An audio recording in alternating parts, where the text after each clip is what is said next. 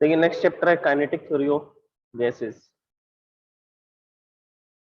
Basically ये जो chapter है चैप्टर 13 काइनेटिक थ्योरी, इसमें हम लोग गैसेस के बिहेवियर के बारे में स्टडी करेंगे और गैसेस के हम क्या क्या प्रॉपर्टीज को डिस्कस कर सकते हैं, मतलब कि उसकी वेलोसिटी से रिलेटेड क्या क्या चीजें होंगी।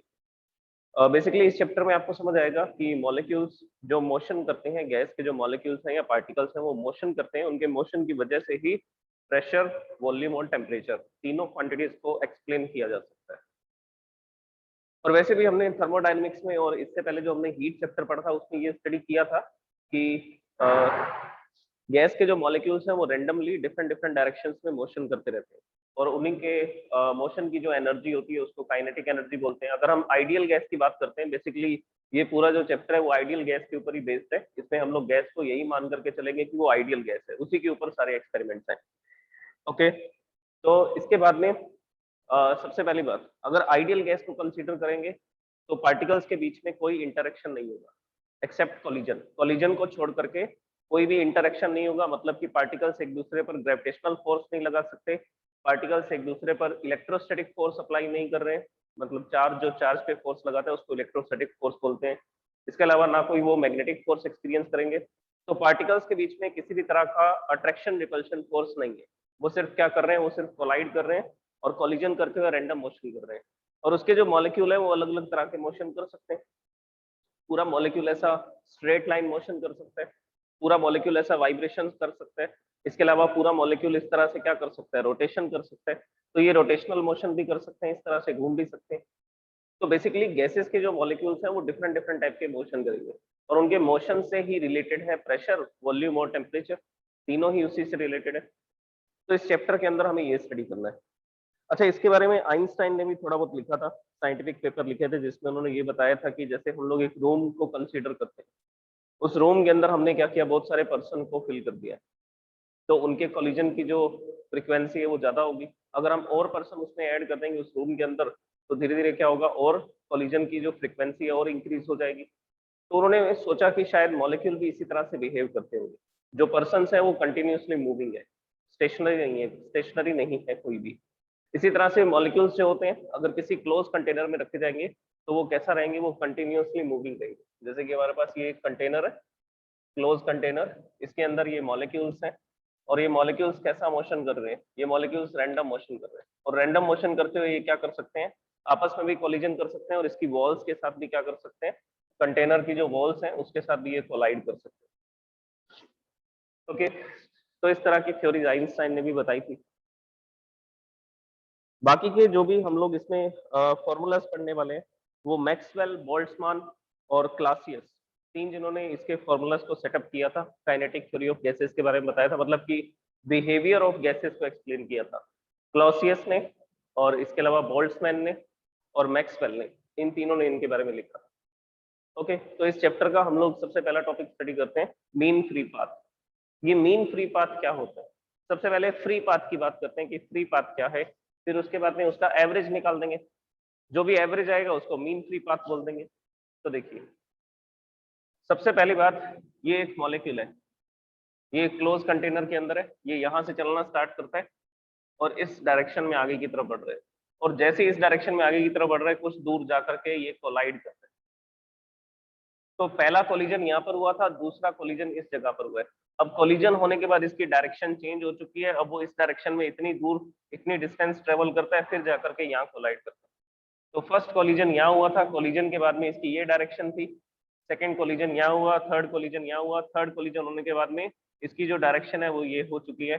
So this is the fourth position, तो फोर्थ कोलिजन यहाँ पर होगा। तो इस तरह से ये क्या कर रहे हैं, कुछ डिस्टेंस ट्रेवल कर रहे हैं, किसके बीच में, बिटवीन टू सक्सेसिव कोलिजन्स।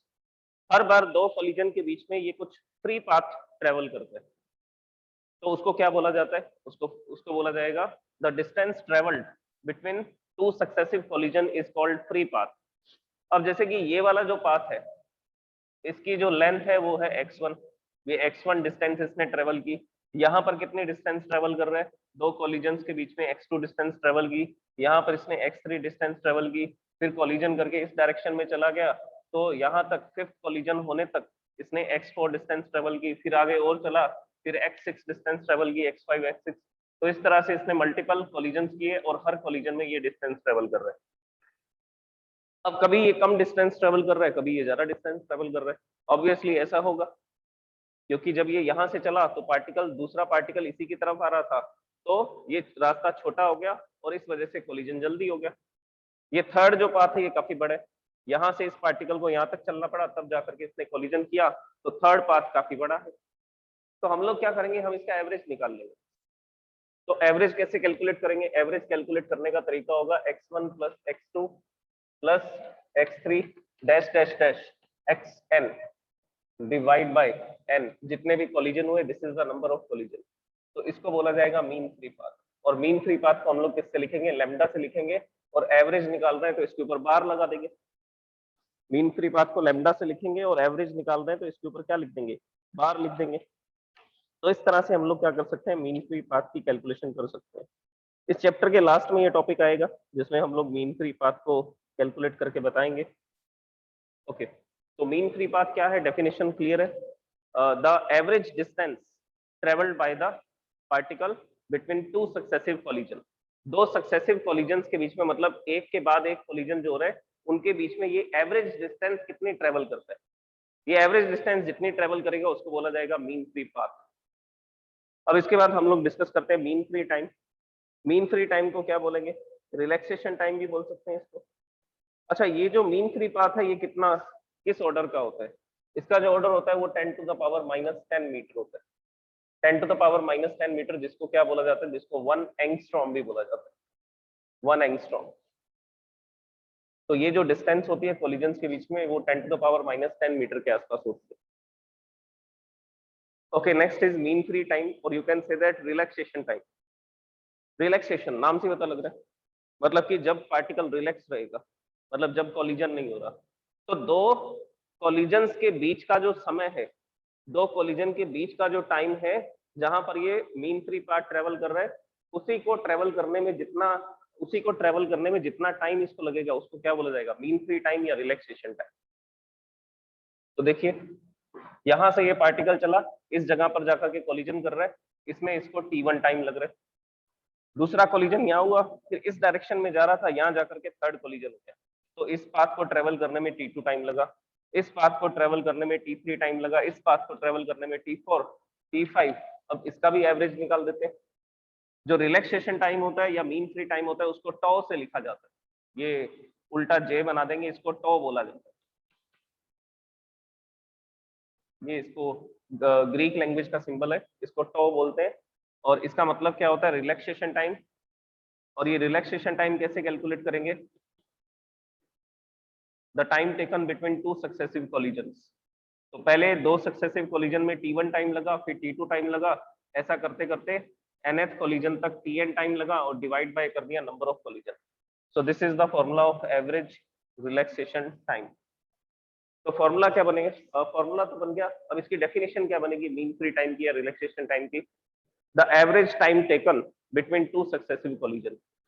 देखिए कभी ये टाइम ले रहा है 10 टू द पावर -8 सेकंड का, कभी टाइम ले रहा है 10 टू द पावर -7 सेकंड का, -6 का, कभी 10 टू द पावर -9 का, तो अलग अलग टाइम लग रहा है। तो हम एवरेज की बात करेंगे तो रिलैक्सेशन टाइम जो होता है, एवरेज रिलैक्सेशन टाइम जिसको टॉ से लिखते हैं, this is 10 to the power -8 second. मतलब कि ये जो कोलिजन है वो कितने टाइम में हो जाता है, 10 टू द पावर -8 सेकंड में। तो 10 टू द पावर -8 सेकंड के लिए ये फ्री पाथ को ट्रेवल करता है। तो ये जो पार्टिकल है नेक्स्ट कोलिजन होने से पहले कितने टाइम तक फ्री चलेगा, कितने टाइम तक रिलैक्स रहेगा, मतलब कोलिजन नहीं होगा 10 टू द पावर -8 सेकंड तक। तो ये है mean free path and mean free time, और you can say that relaxation time. Okay, तो डेफिनेशन फिर से सुन लीजिए, the average distance travelled between two successive collision is called mean free path. The average time taken between two successive collisions is called relaxation time, or you can say that mean free time। और मैंने आपको इसका average time बता दिया है, 10 to the power -8 second होता है relaxation time, और मीन फ्री पाथ क्या होता है, approximately 10 to the power -10 metre. ये इसकी रेंज बता रहा हूँ मैं, ये इसकी रेंज बता रहा हूँ, इस ऑर्डर में रहता है, एंगस्ट्रॉम के ऑर्डर में रहेगा। अच्छा, कितने एंगस्ट्रॉम के ऑर्डर में रहेगा, thousands of angstrom. Thousands of angstrom का मतलब क्या हुआ, अब उसके बारे में भी सुनिए। 1000 एंगस्ट्रॉम, 1000 एंगस्ट्रॉम का मतलब है 1000 × 10⁻⁻10 मीटर। ये 10⁻³ है, ये 10⁻⁻10 है, so this will be 10⁻⁻7।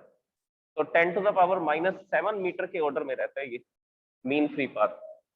Thousands of angstrom का होता है, तो 1000 ऑफ एंगस्ट्रॉम का मतलब है 10⁻⁻7 मीटर। 10⁻⁻7 मीटर ये मीन फ्री पाथ होता है, गैसेस के पार्टिकल्स के कोलिजन का एवरेज डिस्टेंस होता है। Okay, so these are the mean free path and relaxation time. Next topic के बारे में डिस्कस करते हैं, postulates of kinetic theory of gases.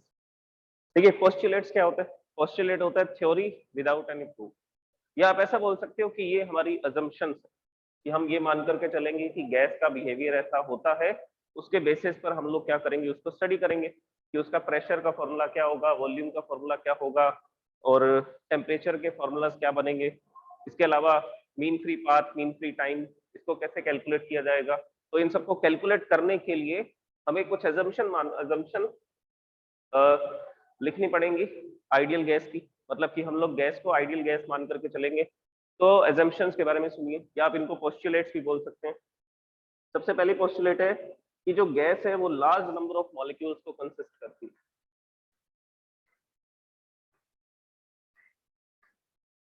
हम जो कंटेनर लेंगे उसमें मॉलिक्यूल्स का नंबर काफी लार्ज होता है, जैसे 1 मोल गैस लेंगे तो 10⁻23 मॉलिक्यूल्स होते हैं उसके अंदर।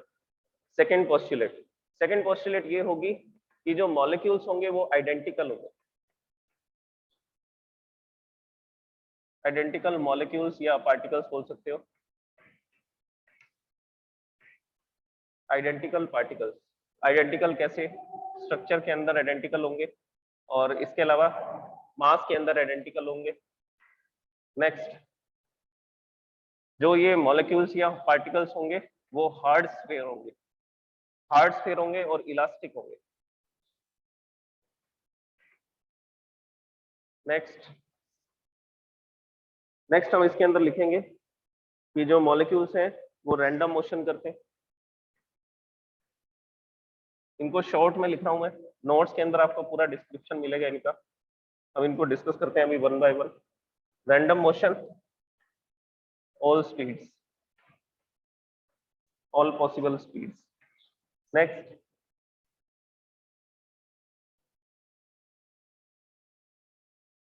जो कोलिजन है वो इलास्टिक होंगे।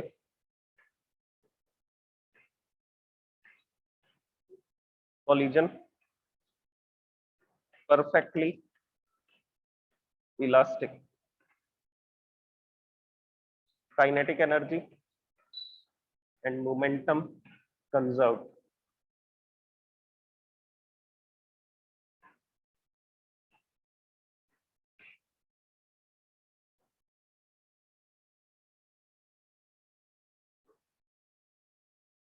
नेक्स्ट हम इसमें लिखेंगे कि जब मॉलिक्यूल स्ट्रेट लाइन में ट्रेवल करता है,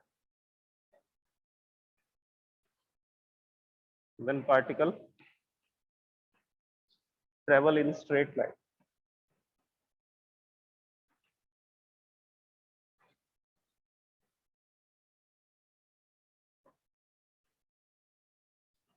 तब वो न्यूटन लॉज को ओबे करता है।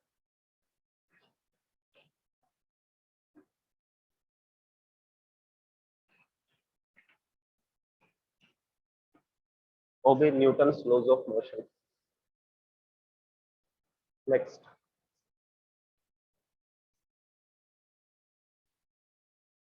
नो इंटरेक्शन बिटवीन पार्टिकल्स,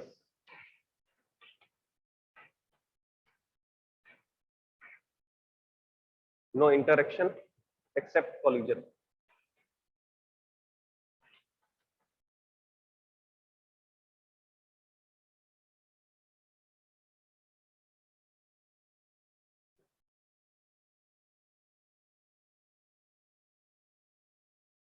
इसके बाद में नो इफेक्ट ऑफ ग्रेविटी,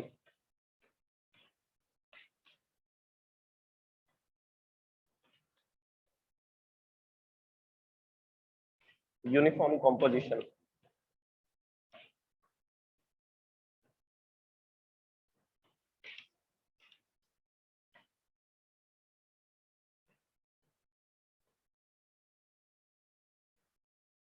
और अभी मैंने बताया था मीन फ्री पाथ, उसको तो हम ऑलरेडी डिस्कस कर चुके हैं। Mean free path 10⁻⁻7 metre range का होता है। और रिलैक्सेशन टाइम या मीन फ्री टाइम, जो रिलैक्सेशन टाइम होता है वो 10⁻⁻8 सेकेंड, ये ऑर्डर होते हैं इनके। नेक्स्ट, जो मॉलिक्यूल्स की वॉल्यूम है वो नेग्लिजिबल होती है as compare to volume of gas.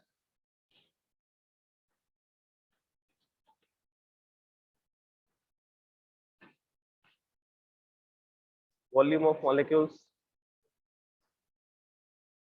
is negligible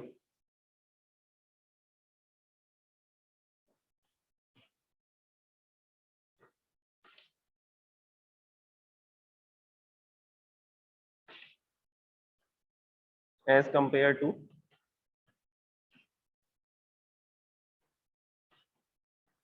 volume of gas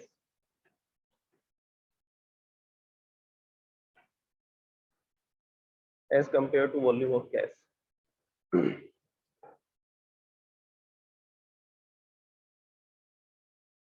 collision instantaneous होंगे, वो मैं आपको इसी में एक्सप्लेन कर दूंगा 10th पॉइंट के अंदर ही।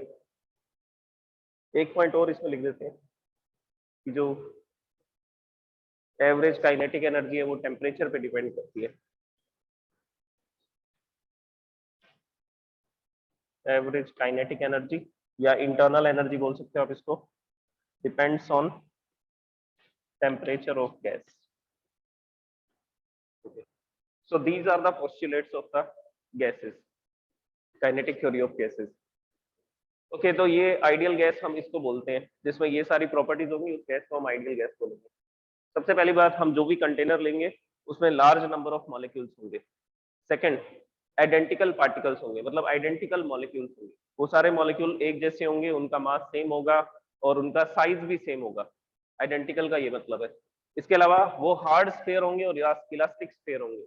ऐसा माना जाएगा कि वो जो मॉलिक्यूल है या जो पार्टिकल है वो कैसा होता है, वो स्फेरिकल होता है, इस तरह का स्फीयर होता है और इलास्टिक होता है। इलास्टिक इसलिए बोला जा रहा है ताकि एनर्जी लॉस ना हो। जब ये कोलाइड करेंगे तो कोलिजन करने पर इनकी काइनेटिक एनर्जी एक्सचेंज हो जाएगी। इनकी काइनेटिक एनर्जी क्या हो जाएंगी, एक्सचेंज हो जाएंगी, जिससे मोमेंटम और काइनेटिक एनर्जी दोनों कंजर्व रहेंगे। तो कोलिजन से पहले और कोलिजन के बाद टोटल काइनेटिक एनर्जी में कोई भी चेंज नहीं होगा। ये 5th पॉइंट में लिखा गया। अभी उसको भी डिस्कस करते हैं। तो सबसे पहली बात, लार्ज नंबर ऑफ मॉलिक्यूल्स होंगे, पार्टिकल आइडेंटिकल होंगे साइज में, मास में, और हार्ड स्फीयर होंगे और इलास्टिक होंगे। इलास्टिक वर्ड को हम यहाँ डिस्कस करेंगे कोलिजन वाले में। नेक्स्ट, पार्टिकल कैसा मोशन करेंगे, रैंडम मोशन करेंगे। और कैसी स्पीड से, ऑल पॉसिबल स्पीड से, इन ऑल पॉसिबल डायरेक्शन। किसी भी डायरेक्शन में वो जा सकते हैं और किसी भी स्पीड से वो मूव कर सकते हैं, इसके लिए कोई रिस्ट्रिक्शन नहीं है।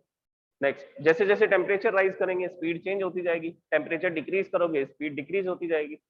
तो स्पीड को इंक्रीज डिक्रीज किया जा सकता है, तो ऑल पॉसिबल स्पीड से ऑल पॉसिबल डायरेक्शन में ये मूव कर सकते हैं। Next, collision.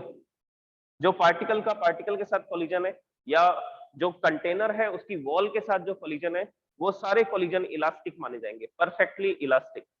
ये वर्क एनर्जी पावर चैप्टर का लास्ट टॉपिक है कॉलिजन, जिसमें आप पढ़ेंगे elastic collision and non elastic collision, या इन इलास्टिक कॉलिजन बोलते हैं उसको। तो इलास्टिक कॉलिजन किसको बोलते हैं, जिसमें काइनेटिक एनर्जी और मोमेंटम दोनों कंजर्व रहते हैं। तो जब हम लोग क्या करेंगे, एक कंटेनर के अंदर गैस को फिल करेंगे, तो वो गैस के मॉलिक्यूल्स आपस में कोलाइड करेंगे। जैसे ये पार्टिकल इससे कोलाइड करेगा, ये कंटेनर की वॉल्स हैं, ये वॉल्स के साथ जाकर के कोलाइड करेंगे। तो इनके कोलिजन में इस पूरी गैस की जो टोटल काइनेटिक एनर्जी है उसमें कोई चेंज नहीं आएगा, वो टोटल काइनेटिक एनर्जी सेम ही रहेगी। तो ऐसे कोलिजन्स को क्या बोलते हैं, इलास्टिक कोलिजन बोलते हैं, जिसमें काइनेटिक एनर्जी और मोमेंटम दोनों क्या रहते हैं, कंजर्व रहते हैं। और इस केस में क्या होगा, अगर पार्टिकल आइडेंटिकल है तो क्या होता है, जैसे कि इसके पास एनर्जी 100 थी, दूसरा पार्टिकल भी बिल्कुल सेम है, इसके पास एनर्जी 5 है। तो जब ये ऐसा एक दूसरे की तरफ जाकर के कोलाइड करेंगे तो कोलिजन के बाद इसकी एनर्जी 100 हो जाएगी और इसकी एनर्जी 5 हो जाएगी, काइनेटिक एनर्जी एक्सचेंज हो जाएंगी। वो 100 एनर्जी से इस तरफ आ रहा था, ये 5 एनर्जी से इस तरफ जा रहा था। जब ये कोलाइड करेंगे तो इस पार्टिकल की एनर्जी 100 हो जाएगी, उस पार्टिकल की एनर्जी 5 हो जाएगी। So this is the elastic collision in which kinetic energy will be exchanged. जिसमें दोनों पार्टिकल की काइनेटिक एनर्जी एक्सचेंज हो जाएगी। तो इस तरह के कोलिजन होंगे इस गैस के अंदर, जिससे गैस की टोटल काइनेटिक एनर्जी में कोई चेंज नहीं होगा। अगर गैस की टोटल काइनेटिक एनर्जी में कोई चेंज नहीं होगा तो क्या नहीं चेंज होगा? टेम्परेचर नहीं बदलेगा। देखो लास्ट पॉइंट क्या लिखा हुआ है, एवरेज काइनेटिक एनर्जी किस पे डिपेंड करती है? टेम्परेचर पे डिपेंड करती है। या टेम्परेचर किस पे डिपेंड करता है? एवरेज काइनेटिक एनर्जी पे डिपेंड करता है। तो अगर एवरेज काइनेटिक एनर्जी, पूरी गैस की काइनेटिक एनर्जी में कोई चेंज नहीं हो रहा तो इसका टेम्परेचर भी चेंज नहीं होगा। नेक्स्ट, अगर पार्टिकल स्ट्रेट लाइन में ट्रेवल करता है, जैसा कि मैंने आपको मीन फ्री पाथ में बताया था, ये पार्टिकल इस डायरेक्शन में स्ट्रेट लाइन में ट्रेवल कर रहा है। अगर स्ट्रेट लाइन में ट्रेवल कर रहा है तो न्यूटन लॉज ऑफ मोशन को क्या करेगा? ओबे करेगा। First law of motion, second law of motion and third law of motion. जब पार्टिकल टकराएंगे तो एक दूसरे पे फोर्स लगाएंगे, एक्शन रिएक्शन फोर्स लगेंगे, तो थर्ड लॉ ऑफ मोशन को ओबे करेगा। जब पार्टिकल टकराएगा, कोलिजन करेगा, तो ये इस पर फोर्स लगाएगा, इसके मोमेंटम में चेंज होगा, ये इस पर फोर्स लगाएगा, इसके मोमेंटम में चेंज होगा। तो कोलिजन में दोनों पार्टिकल एक दूसरे पे फोर्स लगाएंगे, जिसके कारण से दोनों के मोमेंटम बदलेंगे, लेकिन टोटल मोमेंटम क्या नहीं होगा? चेंज नहीं होगा, वो कंजर्व रहेगा। ये देखो यहाँ लिखा हुआ है मोमेंटम कंजर्व। तो कोलिजन में मोमेंटम तो चेंज होता है, लेकिन अगर आप पूरे सिस्टम की बात करेंगे, सिस्टम में दो पार्टिकल्स आ रहे हैं, तो total momentum of the system will remain conserve. तो ये Newton first law of motion, second law of motion, third law of motion, तीनों को ओबे करता है अगर स्ट्रेट लाइन में ट्रेवल करेगा पार्टिकल। Next, no interaction. ये तो मैंने आपको इस चैप्टर के स्टार्टिंग में ही बता दिया था कि पार्टिकल्स जो है उनके बीच में कोई इंटरेक्शन नहीं होगा, किसी भी तरह का अट्रैक्शन रिपल्शन फोर्स नहीं होगा, एक्सेप्ट कोलिजन। सिर्फ वो कोलिजन करेंगे, कोलिजन ही वो इंटरेक्शन है जिसमें वो एक दूसरे पे फोर्स अप्लाई करेंगे, लेकिन उसमें भी काइनेटिक एनर्जी कंजर्व रहेगी और मोमेंटम भी कंजर्व रहेगा। गैसेस के पार्टिकल पर ग्रेविटी का कोई इफेक्ट नहीं है। कंटेनर के अंदर आप गैस रखेंगे, ऐसा नहीं है कि ग्रेविटी के कारण गैस नीचे चली जाएगी, वो तो पूरे कंटेनर की वॉल्यूम को क्या करेगी? ऑक्यूपाई करेगी। तो यहाँ पर अगर मैंने इस कंटेनर के अंदर गैस को फिल कर रखा है तो उसका कॉम्पोजिशन कैसा होगा? यूनिफॉर्म कॉम्पोजिशन होगा। क्यों? क्योंकि पार्टिकल कैसा मोशन करते हैं? रैंडम मोशन करते हैं, कंटिन्यूसली मूविंग है। अगर कंटिन्यूसली मूविंग है तो यूनिफॉर्म कॉम्पोजिशन है, और ग्रेविटी का तो इफेक्ट है ही नहीं फिर, अगर वो पूरे कंटेनर की वॉल्यूम को ऑक्यूपाई कर रहे हैं। तो जैसे ही हम गैस को फिल करते हैं तो ये मॉलिक्यूल्स क्या करते हैं? इस तरह से पूरे कंटेनर के अंदर यूनिफॉर्मली स्प्रेड होते हैं, और ये भी कंटिन्यू मूव करते रहते हैं, अलग अलग डायरेक्शंस में मूव कर रहे हैं। इस वजह से कैसा कॉम्पोजिशन रहता है? Uniform composition. ऐसा नहीं है कि ऊपर डेंसिटी ज्यादा होगी, नीचे डेंसिटी कम होगी, या कंटेनर के नीचे की तरफ डेंसिटी ज्यादा होगी और ऊपर डेंसिटी कम होगी, ऐसा नहीं होगा। डेंसिटी सेम रहेगी, पार्टिकल्स की डेंसिटी सेम रहेगी। तो कैसा कॉम्पोजिशन है? Uniform composition. ग्रेविटी का कोई इफेक्ट नहीं हो रहा, और एक पार्टिकल दूसरे पार्टिकल पर भी कोई ग्रेविटेशनल फोर्स नहीं लगा रहा, क्योंकि उनका मास इतना छोटा है, इतने छोटे पार्टिकल है कि मास नेग्लिजिबल है। अगर मास नेग्लिजिबल है तो ग्रेविटेशनल फोर्स भी नेग्लिजिबल ही होगा। तो उस केस में एक पार्टिकल का दूसरे पार्टिकल पर कोई ग्रेविटेशनल फोर्स नहीं है। इसके अलावा अर्थ की ग्रेविटी भी इन पर कोई इफेक्ट नहीं डाल रही है। और यूनिफॉर्म कॉम्पोजिशन है क्योंकि रैंडम मोशन कर रहे हैं, कंटिन्यूसली मोशन कर रहे हैं और पूरे कंटेनर की वॉल्यूम को ऑक्यूपाई कर रहे हैं। मीन फ्री पाथ को हम डिस्कस कर चुके हैं। 10⁻⁷ मीटर का पाथ ट्रेवल करता है कोलिजन से पहले, और रिलैक्सेशन टाइम कोलिजन में कितना टाइम लगता है? 10⁻⁸ सेकेंड। नेक्स्ट, मॉलिक्यूल्स की वॉल्यूम नेग्लिजिबल है, और container as compare to the volume of the gas. Gas की वॉल्यूम क्या है? जो कंटेनर की वॉल्यूम होती है, जो कंटेनर की वॉल्यूम है वही किसकी वॉल्यूम होती है? वही गैस की वॉल्यूम है। और ये जो मॉलिक्यूल्स हैं, ये मॉलिक्यूल्स हैं बहुत छोटे, तो बेसिकली इनके अंदर ज्यादातर क्या है? ज्यादातर तो फ्री स्पेस है। तो ये पार्टिकल्स हैं इस तरह से, और इसमें आपको दिख रहा है कि इस कंटेनर के अंदर मोस्ट ऑफ द स्पेस क्या है? Most of the space empty है। ये मॉलिक्यूल तो बहुत छोटे हैं, बहुत छोटे हैं साइज के अंदर, तो ये कंटेनर की वॉल्यूम का तो बहुत ही कम पार्ट ऑक्यूपाई करते हैं। तो ज्यादातर जो कंटेनर की वॉल्यूम है वो कैसी होती है? वो एम्प्टी होती है। मॉलिक्यूल्स तो बहुत कम स्पेस को ऑक्यूपाई करते हैं। तो मॉलिक्यूल का जो वॉल्यूम है वो नेग्लिजिबल होता है, किसके कंपैरिजन में? वॉल्यूम ऑफ गैस या वॉल्यूम ऑफ कंटेनर बोल सकते हैं। जो कंटेनर की वॉल्यूम होती है वही गैस की वॉल्यूम बोली जाती है। और लास्ट मैंने आपको पहले ही एक्सप्लेन कर दिया था, average kinetic energy depends on the temperature of the gas. अगर आप गैस के टेम्परेचर को बढ़ाओगे तो पार्टिकल्स की काइनेटिक एनर्जी बढ़ जाएगी। अगर टेम्परेचर को इंक्रीज करेंगे तो पार्टिकल्स की काइनेटिक एनर्जी और इनका जो मोशन है वो क्या हो जाएगा, इंक्रीज हो जाएगा, वेलोसिटी स्पीड इंक्रीज हो जाएंगी। So these are the postulates of kinetic theory of gases. अब इसी के बेसिस पे हम लोग आइडियल गैस के लिए प्रेशर के फॉर्मूला को डेवलप करेंगे। ओके, कल डिस्कस करते हैं next topic at 8:30 PM 8:30 AM morning में।